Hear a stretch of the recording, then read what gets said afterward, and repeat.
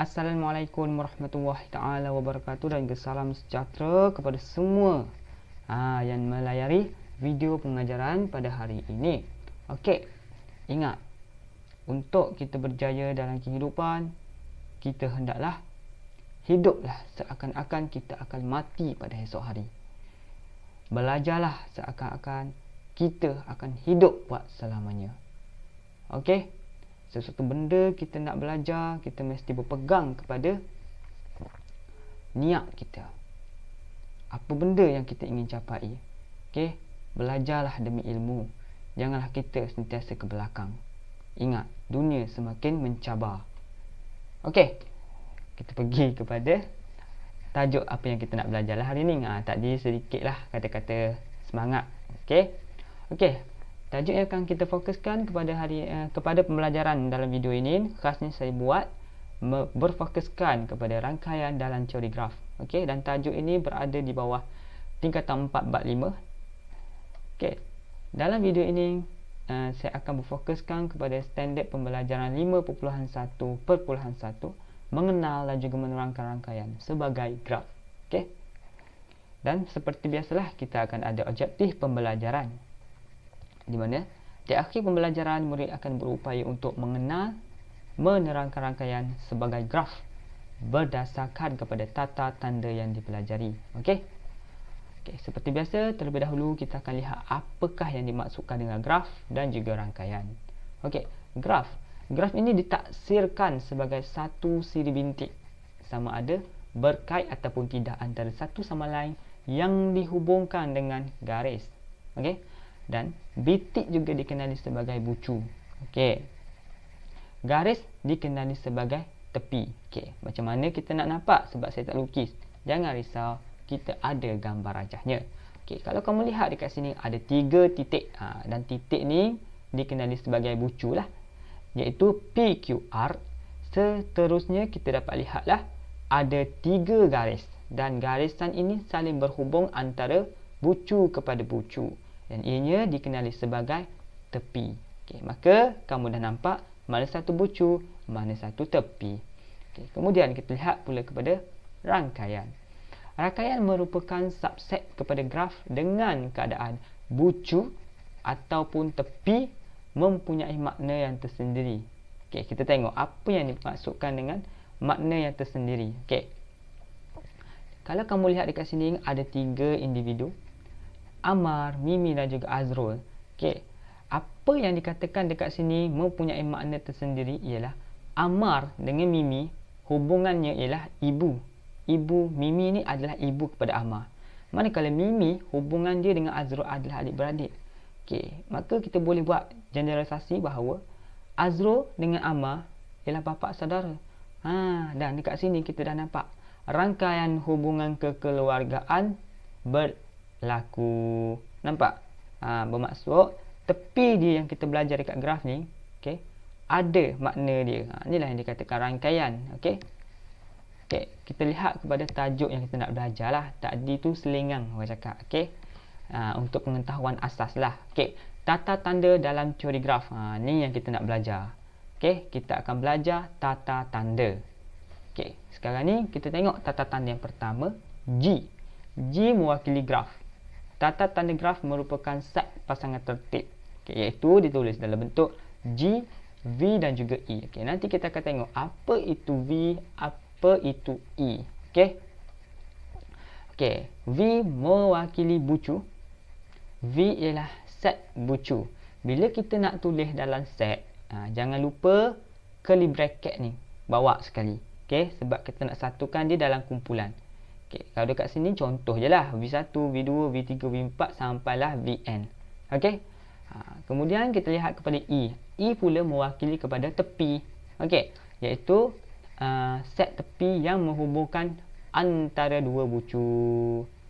Tepi yang kita tengok tadi tu, tepi yang garis lurusnya tu adalah tepi. Okey, kemudian kita lihat pula kepada yang terakhir iaitu D.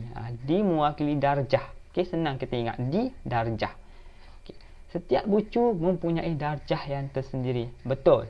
Kita akan tengok macam mana yang dikatakan setiap bucu tu ada darjah yang tersendiri. Dan penulisan untuk darjah ini adalah dalam bentuk di kurungan V. Okey. Jumlah bagi darjah untuk suatu graf G ialah sama dengan 2 kali bilangan tepi bagi graf itu. Okey, maksudnya kalau diberikan kepada kita satu gambar rajah graf, okey, dan dikatakan dekat sini yang bahawa jumlah darjah adalah 2 kali bilangan tepi. Okey, macam mana tu? Okey, kamu kena pegang dulu formula ni. Okey, pegang dulu formula ni, iaitu jumlah keseluruhan hasil tambah untuk D, iaitu darjah, dia mestilah sama dengan nilai 2 kali ganda untuk bilangan jumlah tepi. E ni tepi lah.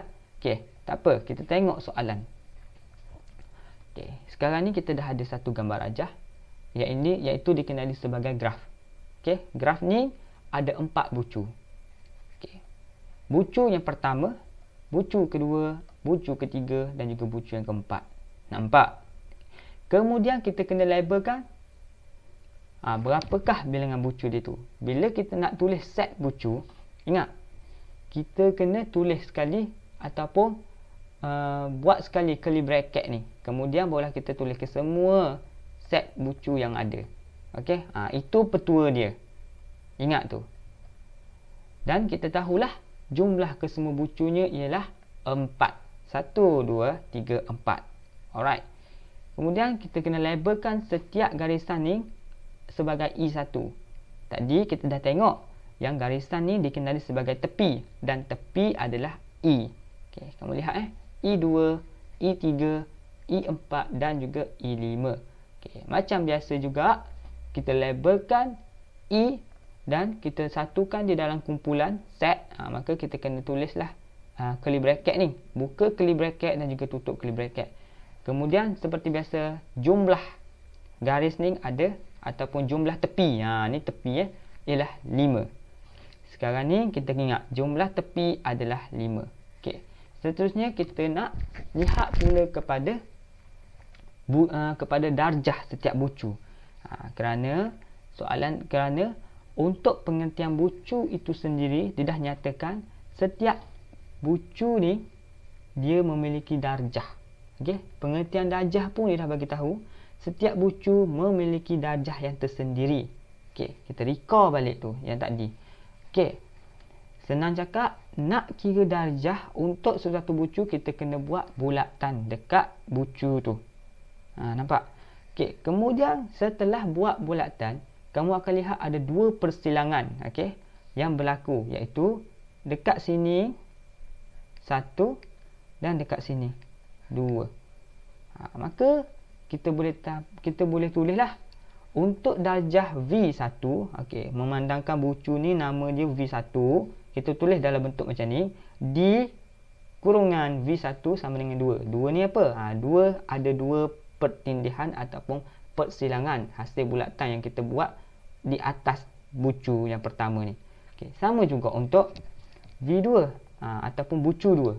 Okey, bila kita buat bucu 2, kita tengok persilangan yang berlaku 3. 2, 3.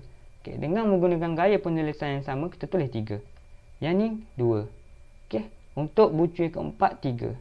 Okey, maka bila kita campurkan kesemuanya, kita akan dapat jumlahnya 10.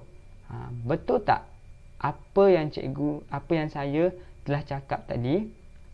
Jumlah, okey, jumlah untuk darjah akan sama dengan 2 kali E. Okey, sekarang ni E kita 5. Okey, sekarang ni kita tahu yang ni adalah 10. Bermaksud 2 kali 5 jawapan dia tetap 10. Ni cara kita nak check sama ada kita kira darjah ni sama ada betul ataupun salah. Okey, buat rumus ini. Alright. Seterusnya kita masuk kepada bahagian yang kedua, iaitu pengenalan jenis graf. Okey, kita nak belajar pengenalan jenis graf. Graf ni kita kena ingatlah ada 2 jenis, iaitu graf mudah. Graf mudah ialah graf yang tidak mengandungi gelong ataupun berbilang tepi. Macam ni. Kalau kamu lihat yang belah kiri ni ialah graf mudah, manakala yang belah kanan ni ialah bukan graf mudah disebabkan dia ada berbilang tepi. Ni. Nampak dia bentuk curve sikit ataupun lengkok. Manakala satu lagi dia ada gelong dekat hujung ni. Bulat cantik je. Okey. Kalau berbeza dengan graf mudah. Graf mudah tak ada apa-apa pun. Dia just titik kemudian tepi ataupun garisan lurus. Okey.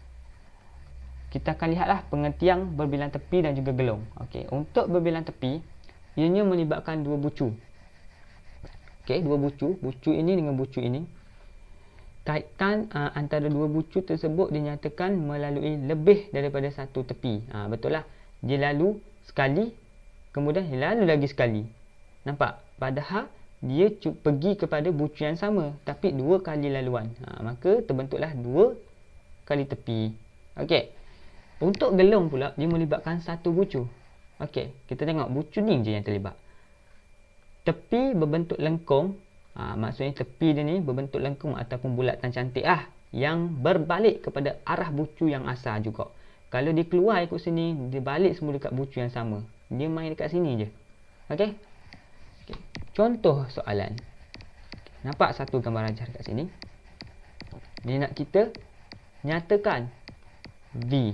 V ni ialah bucu. Okey.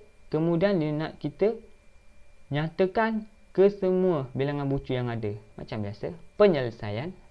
V kita buat dalam set vertex ataupun set bucu. Iaitu kita tahu A, B, C dan D.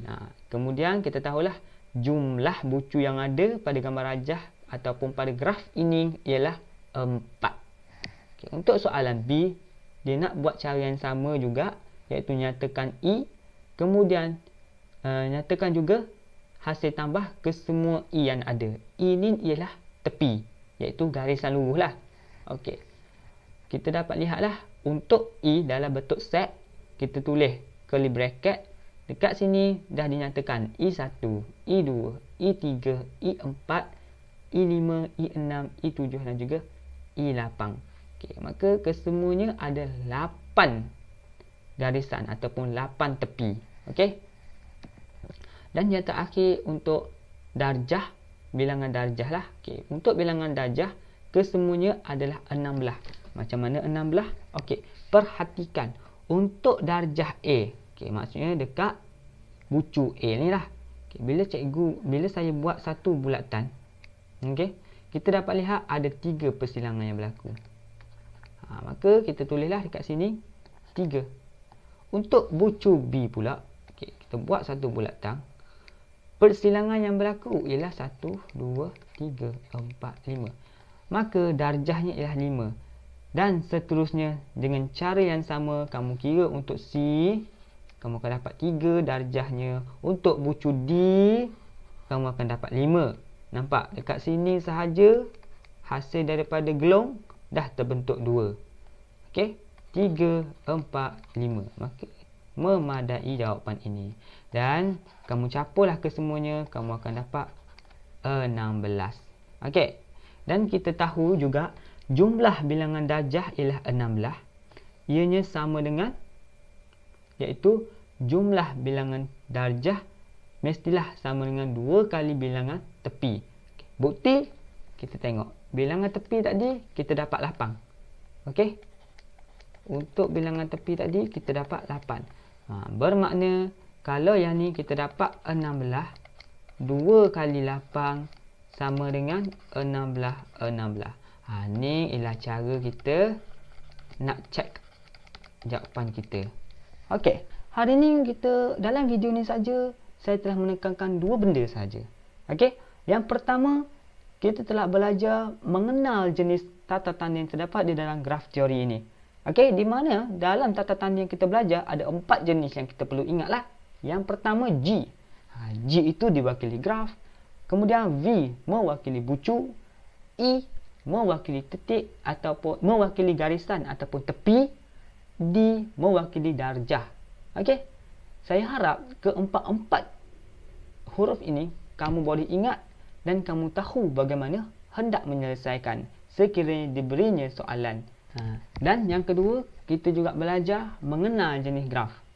Okey, iaitu graf mudah dan juga graf tak mudah. Senang je nak tahu graf mudah ni macam mana. Graf mudah ialah graf yang cuma ada bucu dan juga garis tepi. Okey, manakala untuk graf yang tak mudah, dia agak kompleks sedikit, di mana dia ada berbilang tepi dan juga gelong. Okey, benda tu kita kena ingatlah untuk tentukan bentuk graf.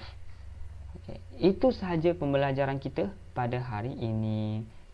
Okey, saya mengharapkan video ini dapat membantu para murid dan juga para guru, khususnya kepada mereka yang berfokuskan kepada tajuk ini. Dan saya mengharapkan juga dengan video ini, kamu semua yang menyaksikan dapat mempertingkatkan lagi mutu gaya pembelajaran kamu, dan konsep-konsep yang disampaikan ini mudah untuk kamu faham. Sekian, terima kasih.